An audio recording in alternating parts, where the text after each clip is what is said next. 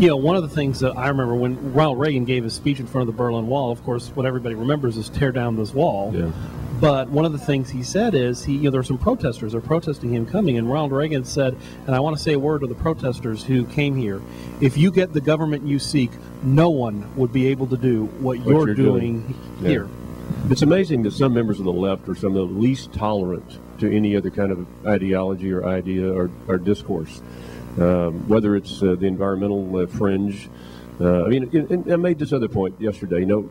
Republicans ought not give up any issue to the left, including the environmental issue. We need to explain to the voters how we are environmentalists as well, except our environmentalism is economically sound as opposed to the radical environmentalism.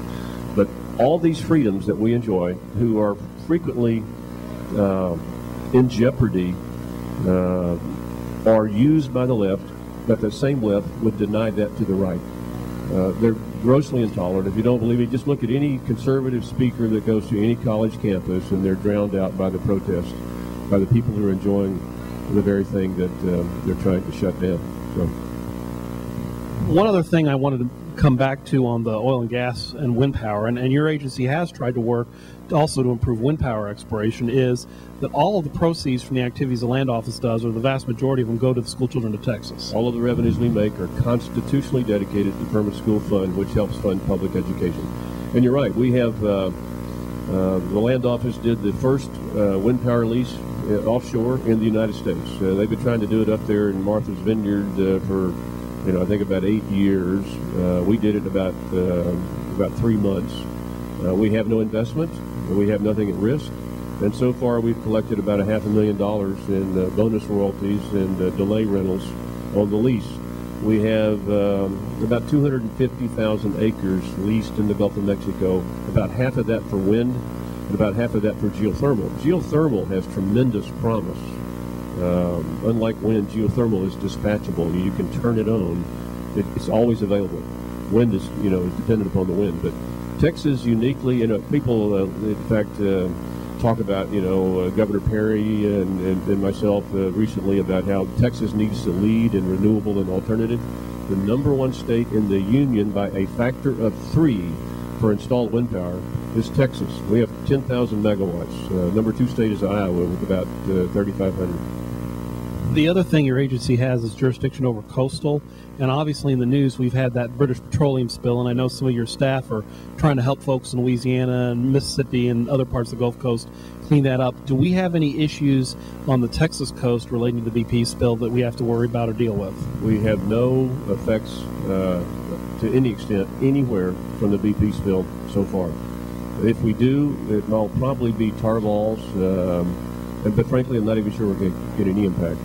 We have the General Land Office is responsible for oil spill cleanup. We have 56 personnel, equipment. We have 5 pre-positioned locations along the Texas Gulf Coast. We have sent personnel and equipment to Louisiana and Mississippi.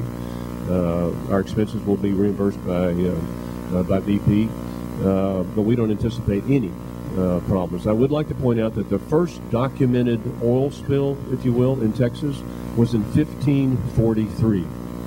When the survivors of Fernando de Soto's expedition went ashore on High Island, east of Galveston, and found pools of oil, crude, on the shore.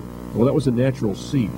There are currently about 2,300 natural seeps in the entire Gulf of Mexico, and they discharge up to 900,000 barrels of oil a year, naturally. We've always had oil in the Gulf of Mexico. It's part of nature. Now, I'm not trying to diminish the Deepwater Horizon problem. It is big, but it has yet to reach the size of Ixtoc, the spill in 1979 in the Bay of Campeche that soiled Texas beaches. This has not reached Ixtoc's magnitude yet.